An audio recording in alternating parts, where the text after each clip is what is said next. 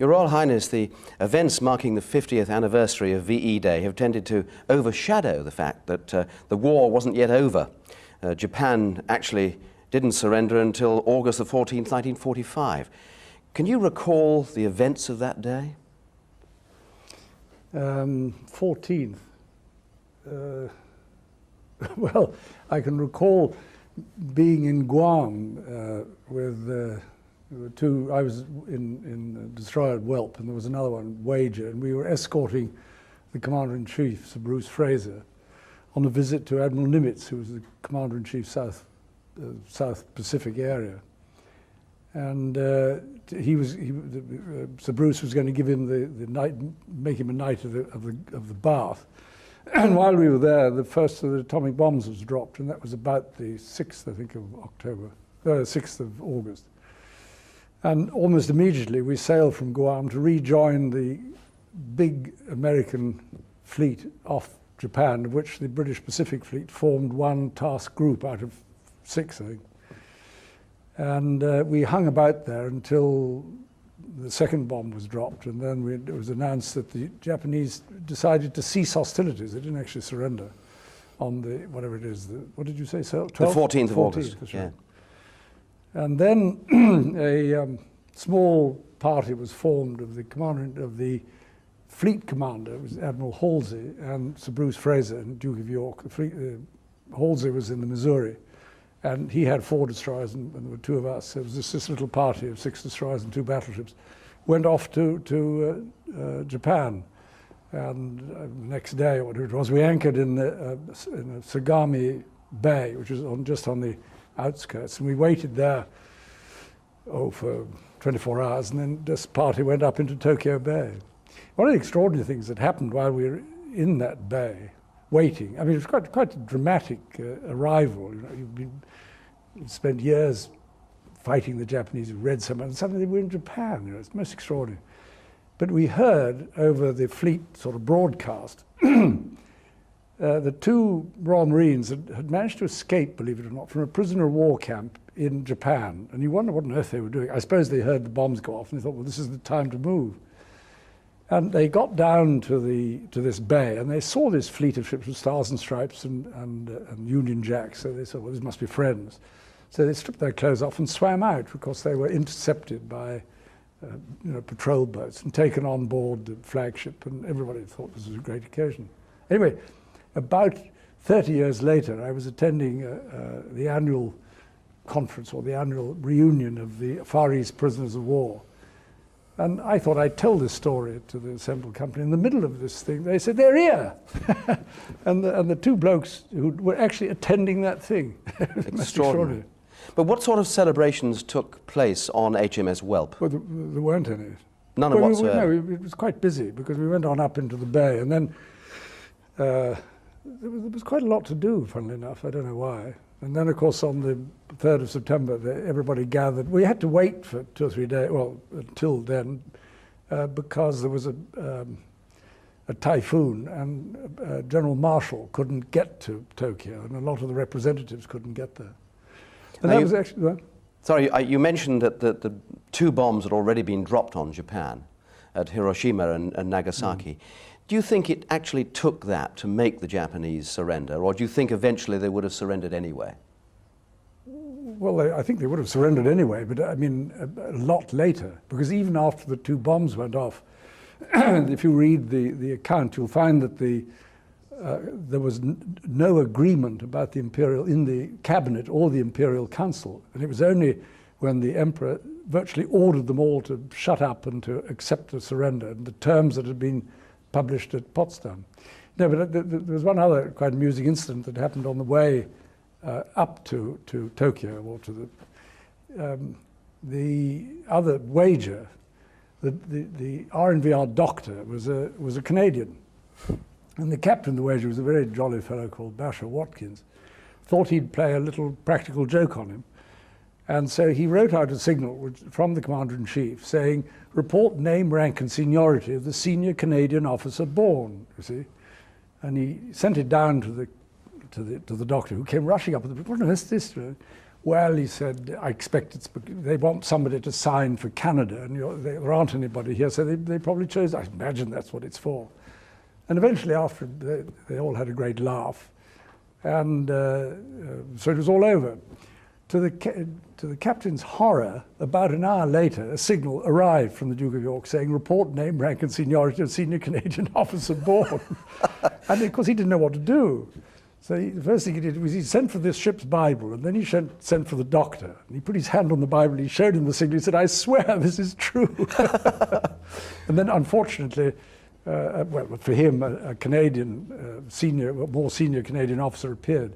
But this Canadian doctor, in spite of that, was invited over to the Missouri to witness the surrender.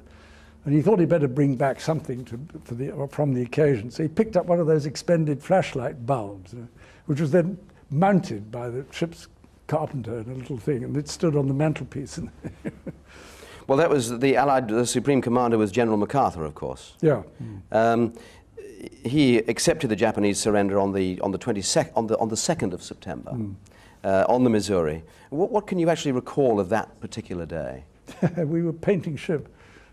You were painting? Not you yourself, I hope. Well, not quite, but I mean, I was organising it. Because we'd been at sea for quite a long time, we thought we'd better look a bit smarter. And there wasn't anything going on that day, so we had everybody. And we have these sound reproduction equipment, they were loudspeakers. Yes. And so we had them picking up the commentary on the thing, and I hung them over the side so the sailors that were slapping the paint on could listen to what was going on. They could paint in time to the music, perhaps? Well, if there was any, yeah. Well, now, you'd come a long way from your days as a prize-winning cadet at Dartmouth College. Sounds as if I'd been to the Royal Show and got a Rosetta. No, I know that your grandfathers were both sailors, your father was a soldier. But I believe you yourself really would have preferred to have joined the Air Force originally. So why did you end up joining the Navy? I preferred it. I don't know, at that time it seemed to be, I mean, I'd just come out of school, so I do not preferred. No, I mean, I think that if I'd left to my own devices, I think I probably would have signed up for the Navy. But I was eventually persuaded by my uncle, Lord Mountbatten, that it might be more sensible to go into the Navy. Did you have any regrets about joining the Navy rather than the Air Force? Only insofar that if I joined the Air Force, I wouldn't be here now. Not if I joined in 1939. You would have been I would have been the bomb. Pushing up the daisies. Oh, I think so. Yeah. Now, your old schoolmaster and the founder of Gordonston, Kurt Hahn, wrote in your report, and I quote here, Prince Philip will make his mark in any profession where he'll have to prove himself in a full trial of strength. Was there any doubt in your mind that you would pursue a military career? Oh, yes. I mean, it never occurred to me that it was only because the war broke out that it seemed to be easier to join than be called up. And so it was inevitable that I think it was inevitable that I was going to be in one of the services during the war. I mean, people of that age, we just did. But I mean, before that, it hadn't really occurred to me. I had vaguely thought of what could I do. A bit difficult being stateless. What sort of aspirations did you have? Oh, I don't know, farmer or something, I suppose. What farmer? Well, I don't know. I really have to wait and see. So your first ship was HMS Ramillies. That's it. What do you remember about that ship?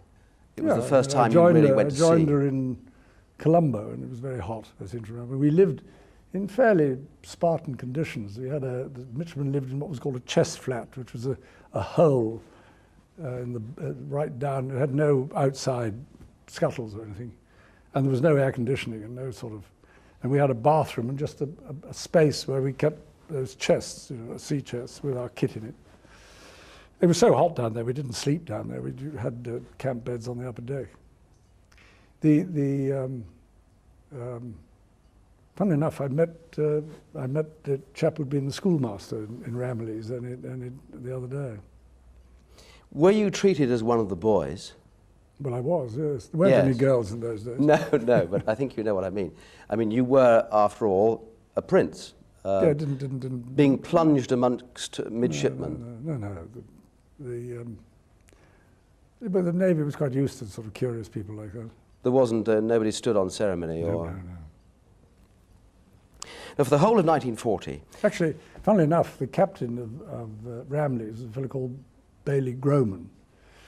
and he made me what was called his doggy, which was a sort of midshipman assistant.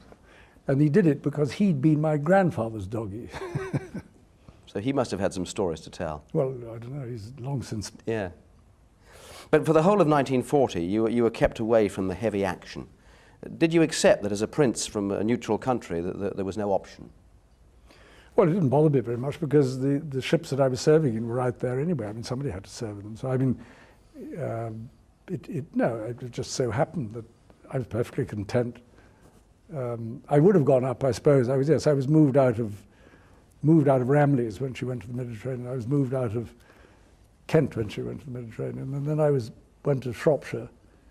And then when the Italians invaded Greece, then they sort of lifted the ban, and I was sent to join Valiant in Alexandria. What kind of ship was Valiant? Well, she was another First World War battleship, but she'd been through a major refit just before the war, and instead of having 6-inch batteries, she had 4.5-inch turrets, which acted as anti-aircraft turrets. So they had 6 of these on each, 3 of these on each side. She was in the Battle of Jutland, I think. What do you remember about her? Well, I mean, quite a lot, I suppose, because we had 6 quite active months. And I mean, within 2 or 3 days of joining, we went out and there was a great bombardment of the Italian held port of Bardia in North Africa, and it was quite impressive. A lot of 15-inch guns going off, which I hadn't heard before, and I mean, it made even big ships like that rock about a bit. And then the Italians had the effrontery to shoot back. So it's quite interesting to hear these things whistling over and landing in the water with a great splash beside you. You suddenly realize that life was for real. And you were frightened, obviously? No, it was, you know, I don't know, frightened. It was just surprising. You have time to think about fright when in a situation like that? No, not directly. I was more frightened on other occasions. And then very soon after that, we were with taking a convoy to Malta, and there was a tremendous attack on the whole fleet by German dive bombers, the Stukas. And I was watching. I was actually in one of the turrets, but I managed to get my head up through one of the 15-inch turrets. It wasn't doing much good in an air raid. I managed to stick my head out and watched the bombers attacking the Illustrious, the carrier, and they did quite a lot of damage. And then she had to be taken out to the Mediterranean. Then that was quite, but there was so much going on, and there was so much shooting, and everybody was rushing about, and noises everywhere. It wasn't a question of fright. It was just, you know, amazement that anything like this could actually happen. Your role as searchlight operator in the Battle of Cape Matapan earned you a mention in dispatches. What can you remember of the battle itself? Well, it was a very long drawn-out affair until we actually got to the point. And the battalions were chased and attacked by swordfish and torpedo bombers, and then they were attacked by the cruisers, and then they turned around and attacked the cruisers. So all this was going on for days. And one of the Italian, I think it was the Polo, was damaged and stopped. And two other cruisers came back to her assistance during the night. But unfortunately for them, they were detected, and so the battle fleet, which was Queen Elizabeth, Valiant, and I can't remember the other one was, Barham, and the carrier Courageous? No, it wasn't. I can't remember which it was. Anyway, we ploughed on to where we thought these cruisers were going to be. And Valiant actually had a rather rudimentary radar and picked up these echoes, which were stationary, and so we assumed that's who they were.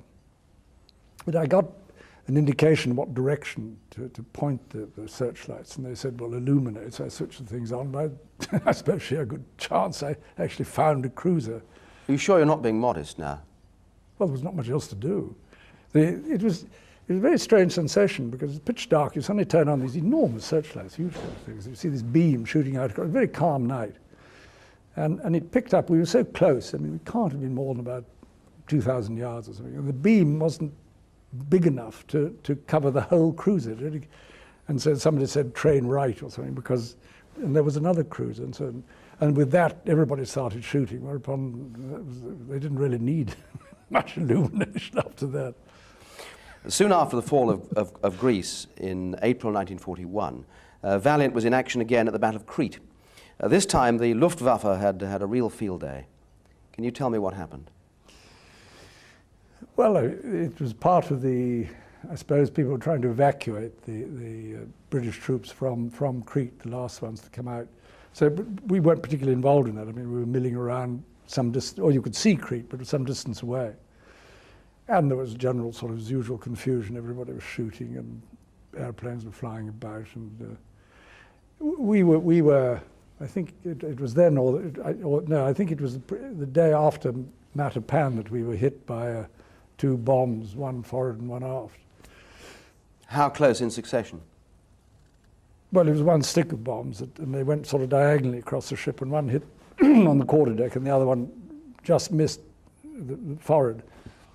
But the whole ship bent like that with the explosions, and actually bent sufficiently for some of the hatches down below to be jammed. So several people rang up and said, "Please, can you get a tin opener? We'd like to get out." You know. But everybody was, I mean, it was, you know, usually people, airplanes flying around, people shooting, everybody shouting, clouds of smoke. And So panic as well? No. It was all fairly controlled, but anti-aircraft fire wasn't highly accurate. And there was so much flying about that it was difficult to follow what was going on. And all the damage was done to cruisers and destroyers, really. We didn't, we were lucky, I think, really, to escape. But how badly did it actually damage the ship? I mean, did you have to... No, at Crete we weren't damaged at all. This happened the morning after Matapan. Yes, but when these bombs hit, did it really disable the vessel vastly? No, absolutely not. No, it made no difference at all. Only one chap was killed, and he was extremely unlucky. I mean, a big box was blown off a bulkhead and just hit him. Is it possible to recall any of the emotions that were felt when you were under attack? No, I don't think so. I mean, there's so much to do. You know, you're so occupied that and everybody knows what they're doing. It's very difficult.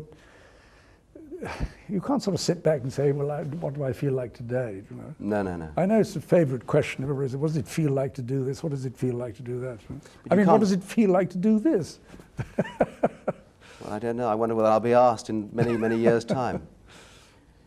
You can't actually train for this, though, can you? Oh, yes, you could do, yes. In fact, there's an awful lot of simulator training goes on, particularly now. And there were simulators during the war. So if you went into the anti-aircraft school, for instance, we had all the noises and all the sort of... So you got used to it. Your uncle, Lord Louis Mountbatten, lost his ship, HMS Kelly, in the Battle of Crete. Was that a major blow for the Navy's morale? Well, there were an awful lot of ships were lost. I mean, yes, he wasn't the only one. But particularly with Lord Louis on board, high profile. No, I don't think so. I think if anybody was lost, it was... But there was a completely different atmosphere in those days because people accepted that sort of loss. It was part of the fortunes of war. I mean, we didn't all have counsellors rushing around every time somebody let off a gun. You know, say, "Oh, you all right? You know, are you sure you haven't got some ghastly phobia or anything?" He just got on with it. I saw him when he came back to Alexandria because he was picked up, and I always remember because he'd been swimming about for quite a long time in water. So his eyes were sort of bright orange, well, sort of not orange, sort of red with the salt. Colored. No, from the oil in the water. But everybody got back to work again very quickly. Did being involved in the battles of Matapan and Crete change your outlook on life? I mean, young men are notorious for thinking, oh, well, it'll never happen to me. But in fact, it did happen to you. No. I mean, I think we all took it as being part of the business. What were we doing fighting if we weren't going to fight? Coming through any kind of military action must galvanize spirits, though.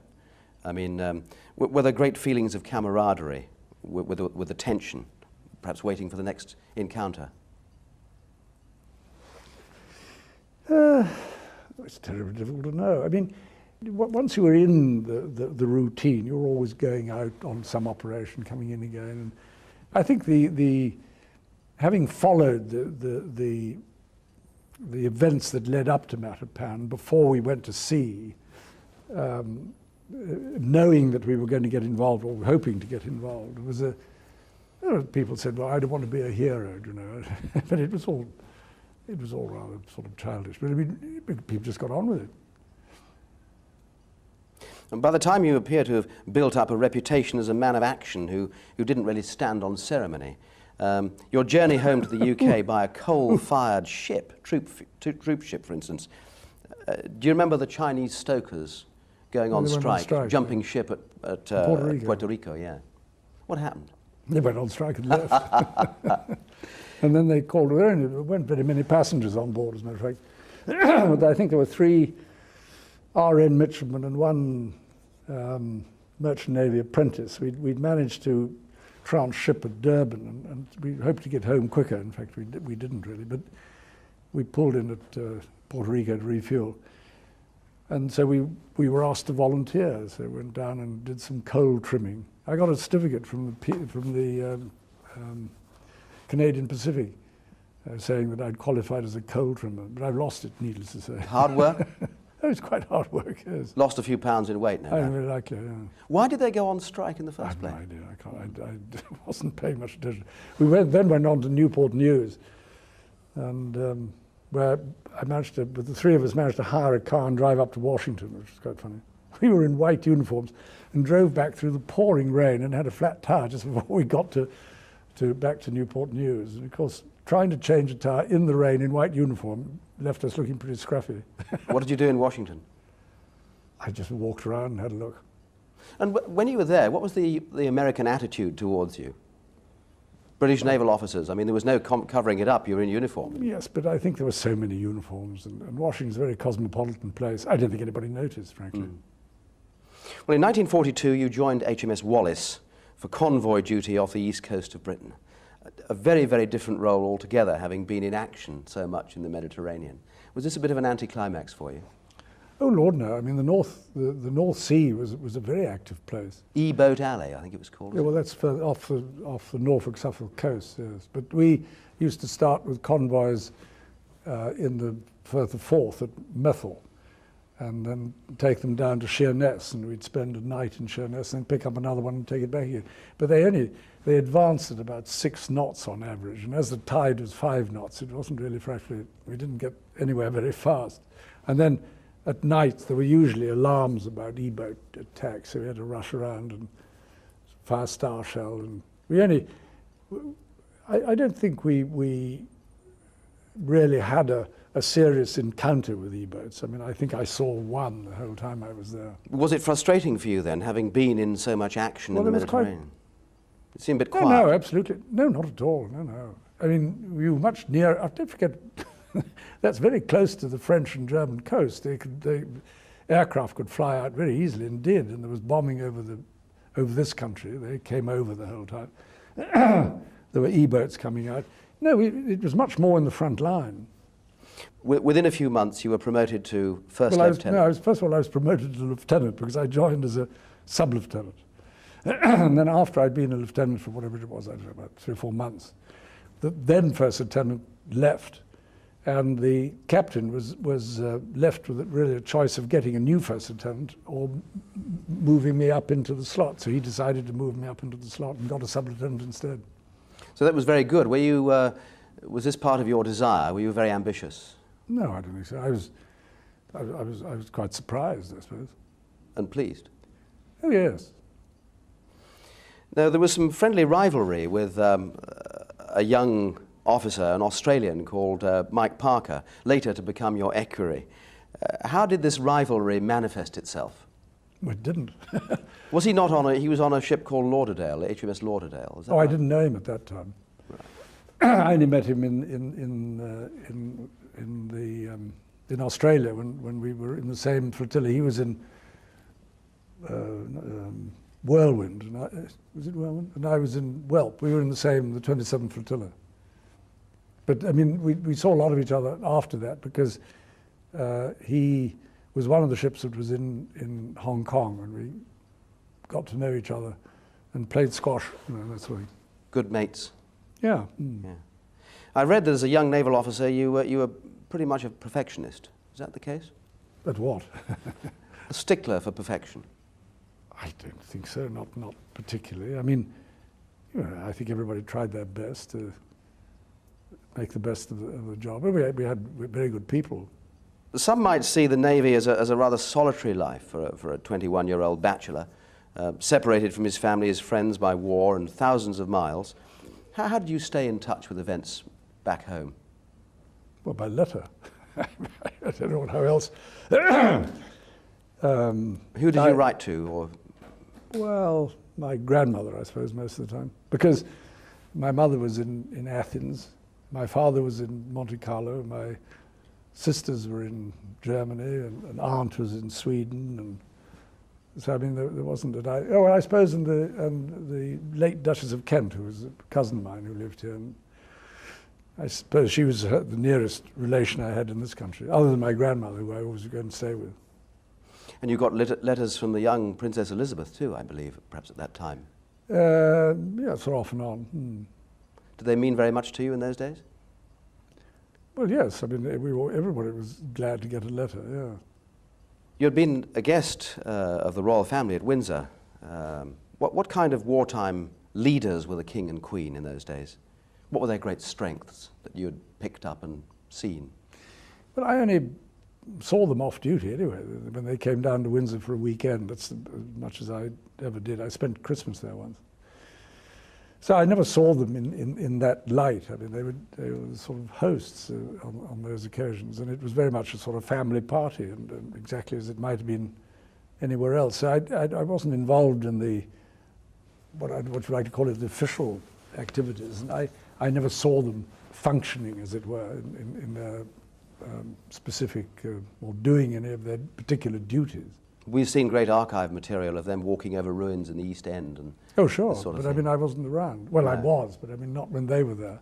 I mean, I was not very far from here on leave from Rosyth, and I was actually having a bath rather comfortably in my uncle's flat in the top, little house he had in Chester Street. And I was lying there thinking, this is rather splendid, and wondering what I was going to do that evening, when a doodlebug went past the window, and it landed just not very far away back there with a loud crump. Made you get out of the bath pretty quick and dry. Well, I reckon it was too late by then, so I just stayed in the bath. During the spring of 1944, your new ship, HMS Whelp, was being built in Newcastle. Mm-hmm. You spent some time around the shipyard waiting for the completion of work. Was that duty very frustrating, waiting for your ship? No, it wasn't at all frustrating. What you had to do, a ship, while it's being built, they send a certain number of people in advance, the chief engineer and the first lieutenant, who's the executive officer, the administrative officer, on ahead to, in a sense, to supervise the final fitting out. And there are all sorts of little things. They say, where would you like this piece of kit? Where would you like that? And how would you like this arranged? And you had to, stores were coming in, you had to, so that the thing was a combination of work together with the builders, which was Hawthorne, Leslie and Hepburn, and for the Navy, if you know what I mean, for all the sort of internal naval arrangements. Then you had to write things like standing orders and look and see who you were going to get. And then people drifted in all the time, so you had to accommodate them. And I mean, it was a sort of administrative business, simply getting the ship ready for commissioning. And you were living at that time in a boarding house? No, in a hotel. I think it was called the Gordon Hotel, somewhere or other. I can't remember what it was. Sort of residential hotel? I think so, yes. Yeah.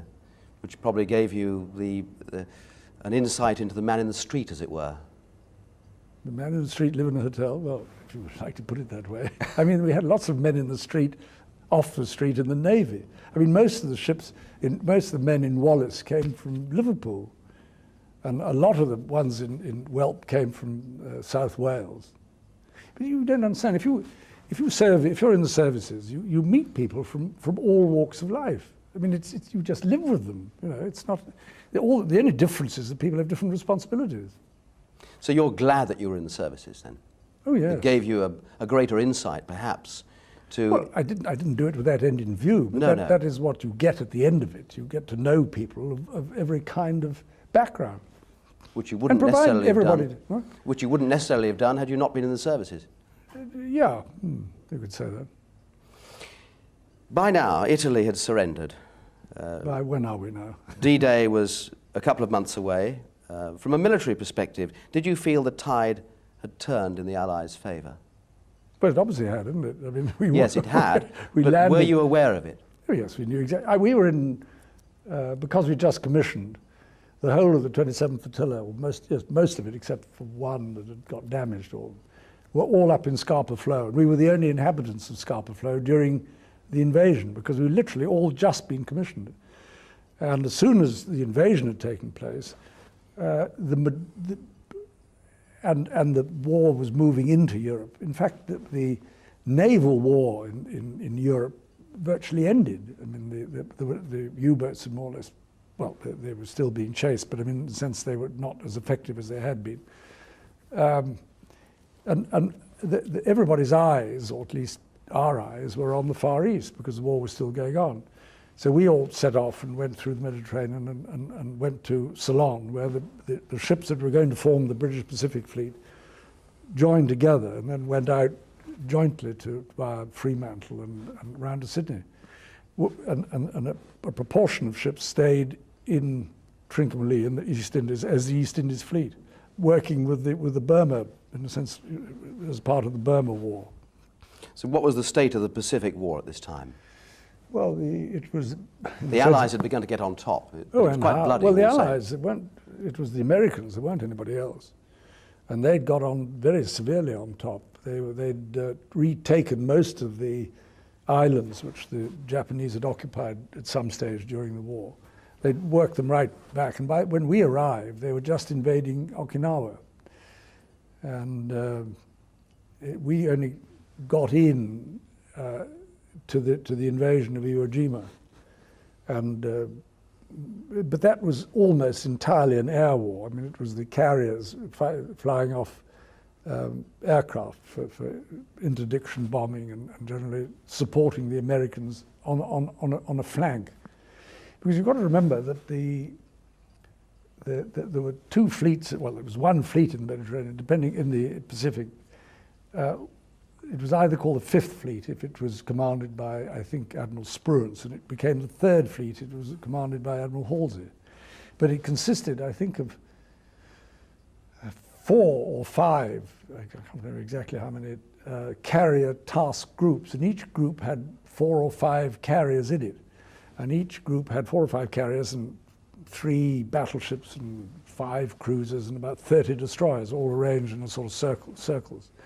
And the British Pacific Fleet was one of those, and on a slightly smaller scale. We only had 4 carriers and 2 battleships, but otherwise, and it operated on the flank, as it were.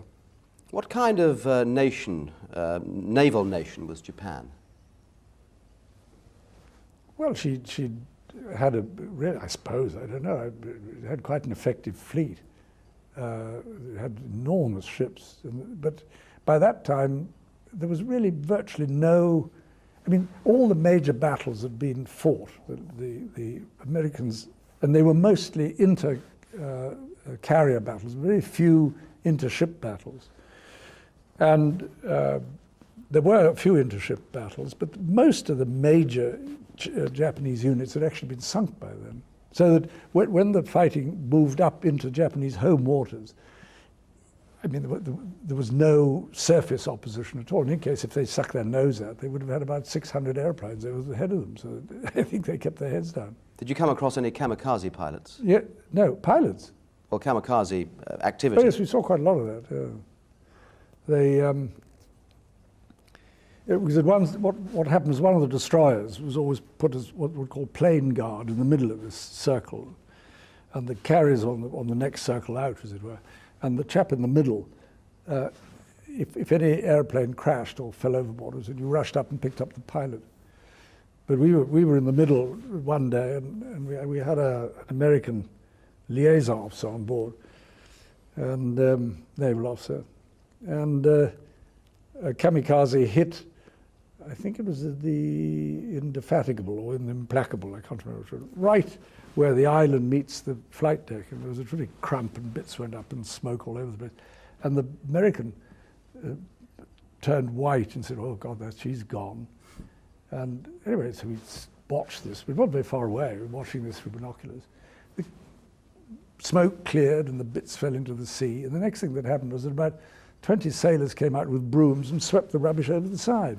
And he couldn't believe his eyes. Of course, what he didn't realize was, at least I don't think he realized, that the British carriers had armored flight decks. They had sort of 4 inches of armor, whereas the American carriers had wooden flight decks.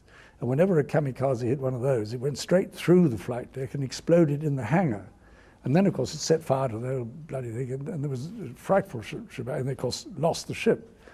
And they were absolutely amazed to discover that one of these carriers could be hit by a kamikaze in the most vulnerable place, and nothing happened. I mean, there was a lot, it burnt a bit of the and then Illustrious had a most extraordinary experience. I wasn't on board, but I heard about it afterwards. They had, sticking out in front of the compass platform, where the command stood, which sticks out in front of the island, they had a big aerial, radar aerial, a sort of cheese thing, about 6 foot across and about that deep, and this aerial going around inside.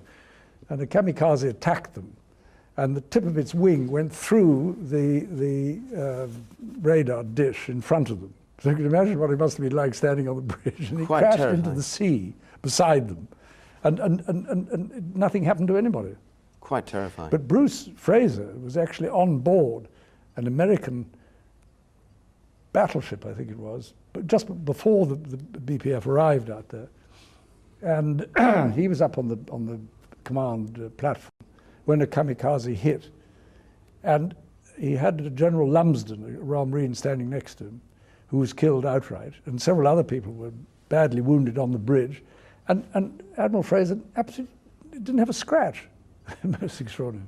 Were there feelings of envy as Europe celebrated victory over the Germans and looked forward to peace, while the job, in fact, in the Pacific still had to be completed? No, certainly not envy. I think relief. I mean, we were all delighted that it was over in Europe. I mean, don't forget that everybody on board had families and friends at home, so they were absolutely delighted that it was over.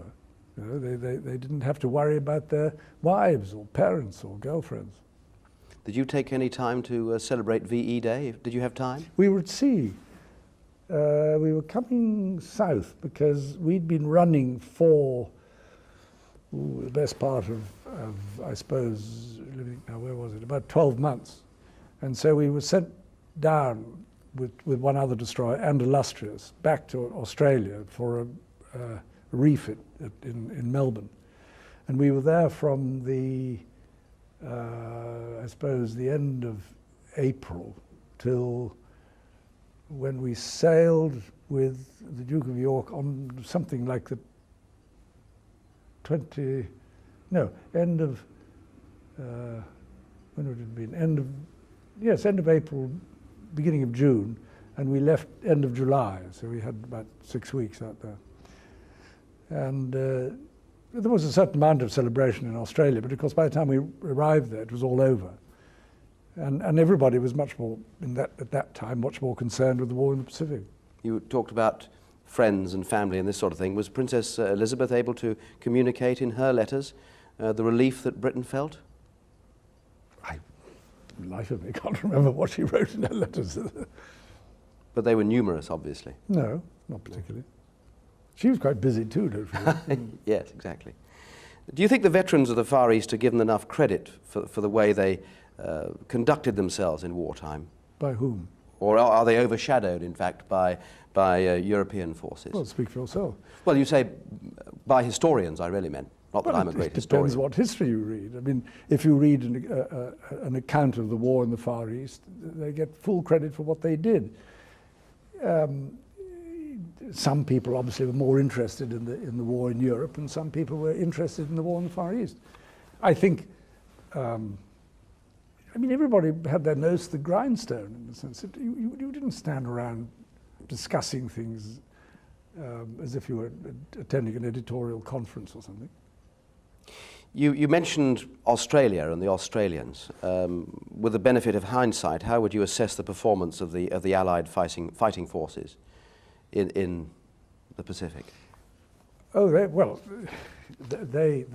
course had been at it very much longer in the Pacific. I mean, they were fighting in Borneo, and then the Solomons, and both their navy, the ships and soldiers, and they had a very, very rough time, and they were fighting under extremely difficult conditions, tropical conditions, jungle conditions, and they acquitted themselves brilliantly. And the New Zealanders also in the Solomons. It was a very, very difficult war against the Japanese, and they did extremely well. I mean, there was no one ever doubted, and there were, of course, several Australian ships were part of the British Pacific Fleet as well. How did the war years shape your character? No idea. Who were the major influences on your life during these years?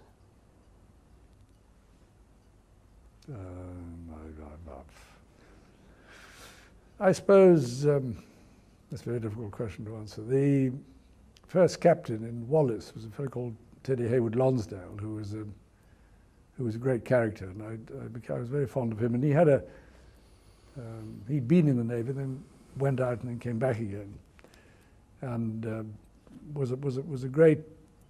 I mean, he was a great gentleman and leader, and I think had a very considerable influence over the way people behaved on board. I suppose.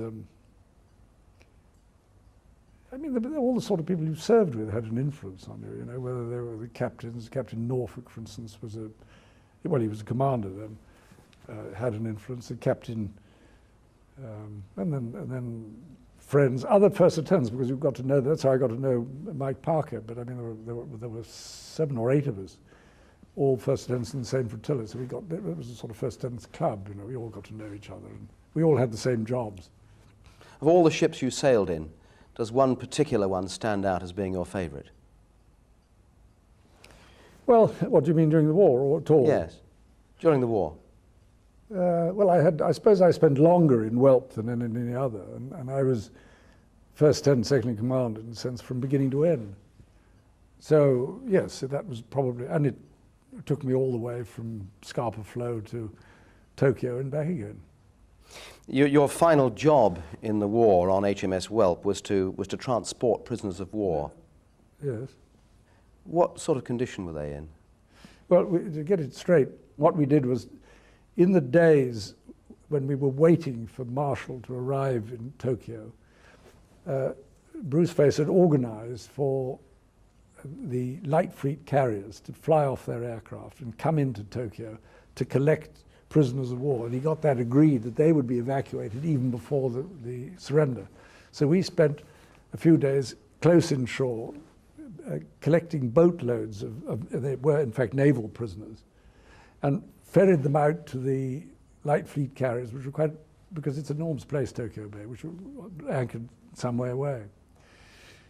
Well, that was very emotional, of course, because these people were naval officers, naval people. They weren't officers necessarily. They hadn't been in a naval atmosphere for 3 or 4 years, or sometimes longer. They were emaciated, and they sat down in the mess. They were suddenly in an atmosphere which they recognized. You know, they were back in the mess, and the people, our ship's company, recognized that they were also fellow sailors. And so we gave them a cup of tea. But I mean, it was an extraordinary sensation, because they just sat there, and both sides, I mean, our own and them, I mean, just tears pouring down their cheeks. I mean, they just drank their tea. They really couldn't speak. It was the most extraordinary sensation. And it caused, I mean, it affected everybody. But mind you, once that was over, you know, you collected another lot, and it was not quite so, it affected quite so much the second time. But we did it, for about 2 days, I suppose. Can you understand the feelings of these men nowadays when they still find it impossible to forgive and forget? Oh yes, I mean, I think that I think it's very silly of people to say that these individual people should somehow or other be reconciled to their captors in any way and their tormentors. I think it's unreasonable. I mean, I think the reconciliation means a lot of other things, but it doesn't mean that each individual has simply got to forget and pretend that it never happened, or pretend that they were desperately affected by the experience. I can well understand that.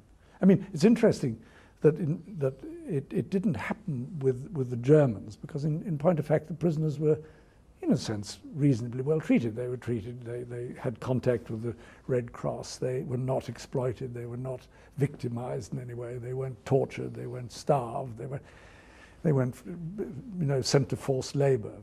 They were treated as prisoners of war under the Geneva Convention. Well, this didn't happen by the Japanese, and I can quite understand why those people, I say it's unreasonable to expect them to forget it and pretend somehow it didn't happen. So what will your memories be? But I wasn't a prisoner, so it didn't, no. In the sense it didn't, I can't speak, I mean, I can speak for them in the sense that I can understand to a certain extent what they feel, but I don't feel reconciliation is a problem as far as I'm concerned. I mean, it's quite funny, when we went the first time we went to Japan on a state visit in the 70s or 60s, I think it was, and people said, first visit to Tokyo, and I said yes.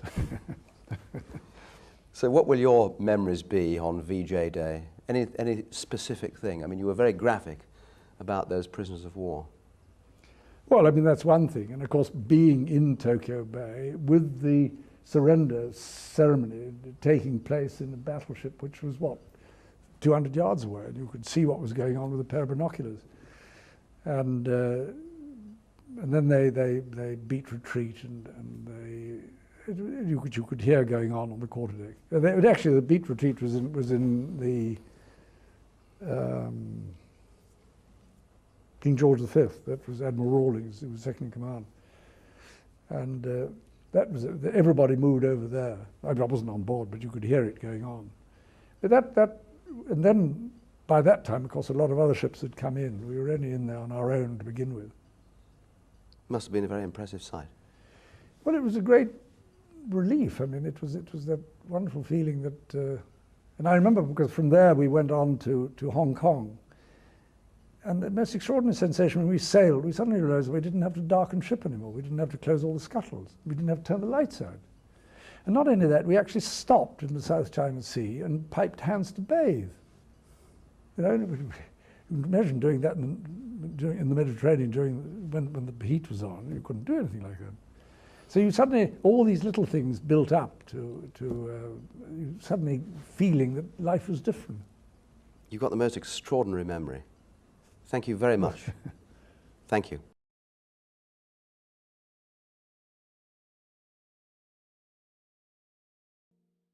Accept the surrender and the terms that had been published at Potsdam. No, but there was one other quite amusing incident that happened on the way up to Tokyo, or to the other wager. The RNVR doctor was a Canadian, and the captain of the wager was a very jolly fellow called Basher Watkins. Thought he'd play a little practical joke on him. And so he wrote out a signal from the Commander-in-Chief saying, report name, rank and seniority of the senior Canadian officer born, you see. And he sent it down to the doctor, who came rushing up. What is this? Well, he said, I expect they want somebody to sign for Canada, and there aren't anybody here, so they probably chose, I imagine that's what it's for. And eventually after, they all had a great laugh. And so it was all over. To the captain's horror, about an hour later, a signal arrived from the Duke of York saying, report name, rank and seniority of senior Canadian officer born. And of course he didn't know what to do. So the first thing he did was he sent for this ship's Bible, and then he sent for the doctor. And he put his hand on the Bible, he showed him the signal, he said, I swear this is true. And then unfortunately, well, for him, a Canadian, more senior Canadian officer appeared. But this Canadian doctor, in spite of that, was invited over to the Missouri to witness the surrender. And he thought he'd better bring back something from the occasion. So he picked up one of those expended flashlight bulbs, which was then mounted by the ship's carpenter and a little thing, and it stood on the mantelpiece. Well, that was the Supreme Commander was General MacArthur, of course. Yeah.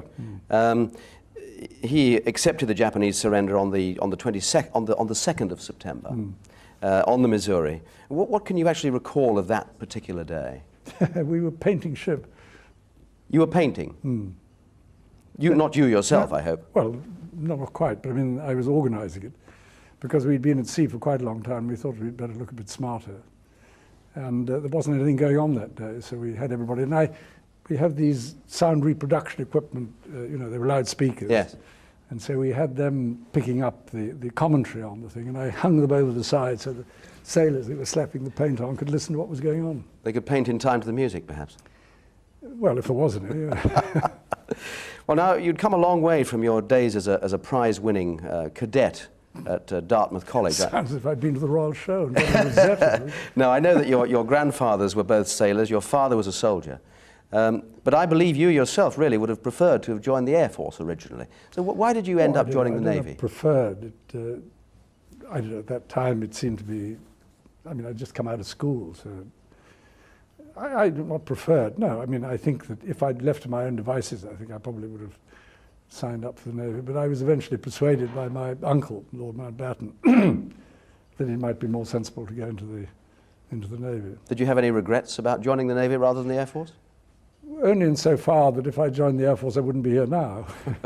If I joined in 1939.